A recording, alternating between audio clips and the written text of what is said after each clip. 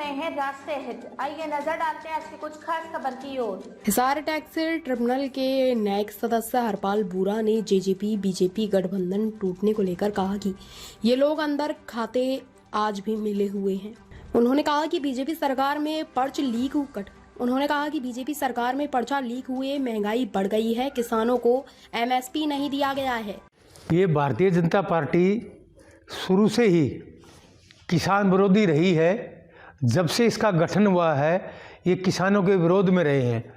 किसानों ने जो आंदोलन किया, उस आंदोलन को जब समाप्त किया तो 3 काले कानूनों को वापस लेने की बजाय के अलावा भी ये वादा भी किया था कि एमएसपी की गारंटी देंगे। उसके लिए कमेटी का गठन किया गया, उस कमेटी का आज तक कोई रिजल्ट नहीं आया।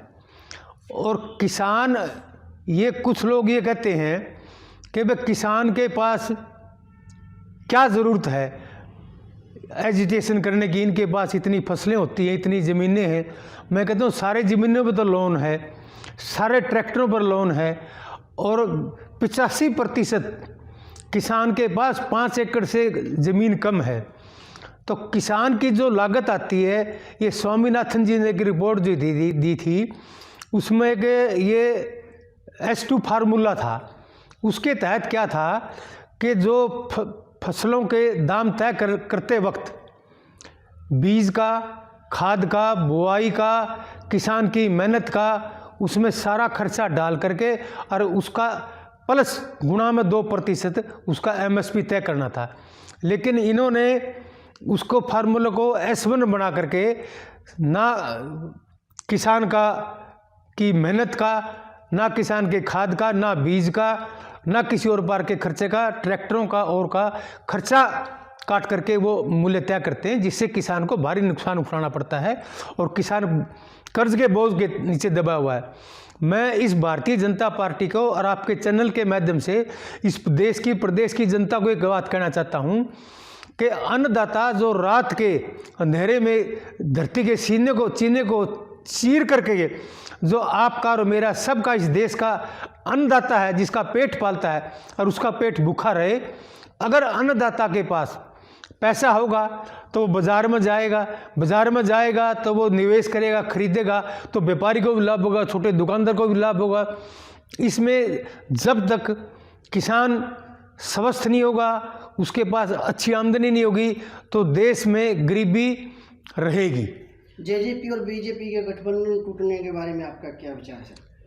ये देखियो, भारतीय जनता पार्टी का और जेजेपी का गठबंधन ना कभी था और ना अब है। ये ठगबंधन था, ठगबंधन पहले भी था और आज भी है। भारतीय जनता पार्टी ने के राष्ट्रीय स्तर के नेता ये कह रहे हैं कि दुष्यंत चौटाला से हमारे अच्छे संबंध हैं और वो हमारे से 2 सीटें मांग रहे थे और हमने वो दी नहीं, इसलिए गठबंधन टूट गया। यही जवाब वो देते हैं। यानी गठबंधन टूटने के बाद इतनी राजी खुशी, भाई भी अलग अलग होते हैं तो उनका कुछ मनमुटाव होता है, और किसी मुद्दे को लेकर के अलग हुए हैं तो वो मुद्दे जनता को बताने चाहिए क्यों अलग हुए और क्यों उनके साथ लगे थे। ये जेजेपी ने भारतीय जनता पार्टी के खिलाफ चुनाव लड़ करके भारतीय जनता पार्टी के खिलाफ वोट मांगे और फिर उनके साथ ठगबंधन में शामिल हो गई। और अब हरियाणा के अंदर नहीं, सारे देश के अंदर ही भारतीय जनता पार्टी जब भी चुनाव नज़दीक आता है, धर्म के आधार पर, भाषा के आधार पर, प्रांत के आधार पर इस तरह की राजनीति करते हैं। जैसे मैंने आपको अब एक उदाहरण के तौर पर बताऊं कि जैसे सीबीआई और ईडी के बगैर भारतीय जनता पार्टी का शासन नहीं चलता। हर विपक्ष के नेता क्या भ्रष्टाचार हैं? क्या भारतीय जनता पार्टी में कोई भ्रष्टाचार ही नहीं है? क्या उनसे कोई पूछताछ नहीं होती?